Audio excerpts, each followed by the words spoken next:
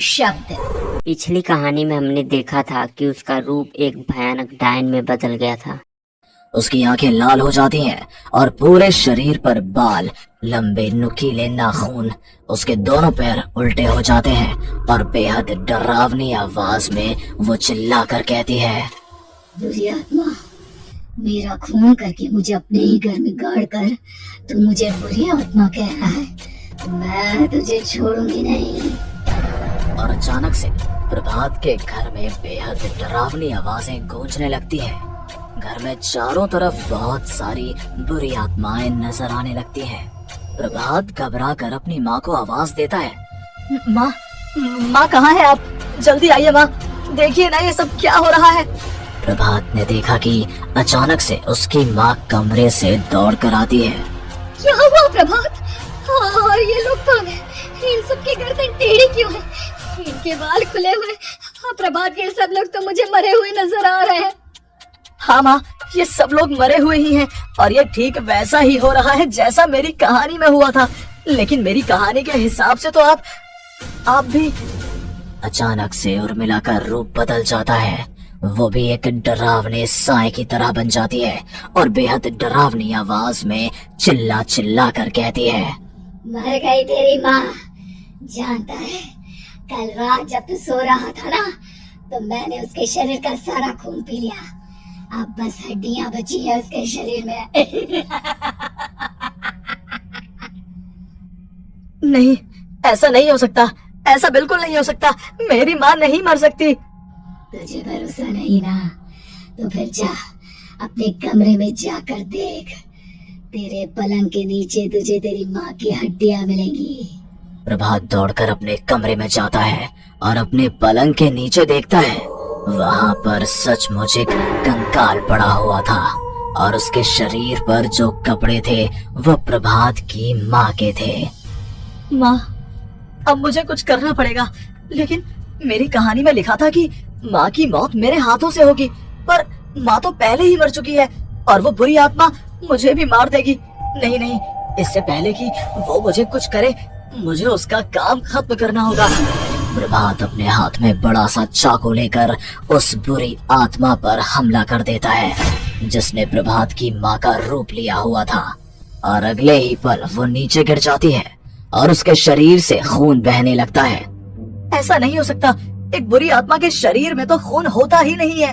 तो क्या सच में मैंने अपनी माँ को मार दिया? लेकिन अभी कुछ देर पहले तो फिर वो कंकाल किसका है? और ये कौन है? मैं पागल हो जाऊंगा। और अपनी माँ की लाश, इसका मैं क्या करूं? लोग पूछेंगे तो मैं क्या जवाब दूंगा?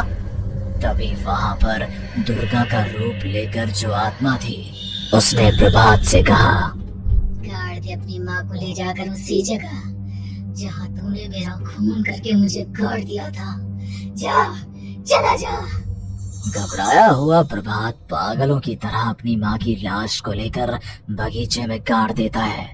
प्रभात की हालत पागलों जैसी हो जाती है। वो अपने आप को अपने घर में बंद कर लेता है। कहानी के हिसाब से तो आगे ये हुआ था कि कहानी लिखने वाले ने उन बुरी आत्माओं से डरकर आत्महत्या कर ली थी। तो क्या मैं भी मर जाऊंगा? क्या मैं भी आत्महत्या कर लूंगा? एक काम करता हूँ, मैं अपनी कहानी का अंत बदल देता हूँ। हाँ, ये मैंने पहले क्यों नहीं सोचा। मैं लिख दूंगा कि कहानी को लिखने वाला आत्महत्या नहीं करता, बल्कि कहीं दूर जाकर नए सिरे से अपनी जिंदगी शुरू करता है। यही सोचकर प्रभात ने अपनी लिखी हुई कहानी को बाहर निकाला और उसे पढ़ना शुरू किया। ये देखकर वो हैरान रह गया कि कहानी का क्लाइमैक्स तो किसी ने पहले ही बदल दिया था। ये क्या? इसमें तो लिखा हुआ है कि आखिर में उस लेखक की पत्नी और माँ दोनों बगीचे में जिंदा दफन थे।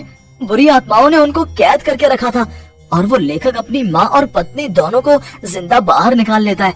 लेकिन ये सब लिख किसने दिया? प्रभात दौड़कर बगीचे में जाता है और वहाँ पर खुदाई करना शुरू कर देता है। प्रभात देखता है कि वहाँ पर लकड़ी के 2 बड़े संदूक हैं और उनके अंदर से आवाजें आ रही हैं। प्रभात बचा लो मुझे। अगर थोड़ी देर और हो गई तो वो मुझे छोड़ेगी नहीं। बेटा देखो, मैं इस बक्से के अंदर बंद हूँ। प्लीज मुझे बाहर निकालो। वो बुरी आत्मा किसी भी वक्त मुझे मार डालेगी। प्रभात वो दोनों बक्से बाहर निकालता है और अपनी पत्नी और माँ दोनों को आजाद करवा लेता है। लेकिन तभी वहाँ पर अचानक से एक बेहद डरावनी और खौफनाक दिखने वाली औरत आ जाती है। तुझे क्या लगा था इतनी आसानी से अपनी पत्नी और माँ को बचा लेगा?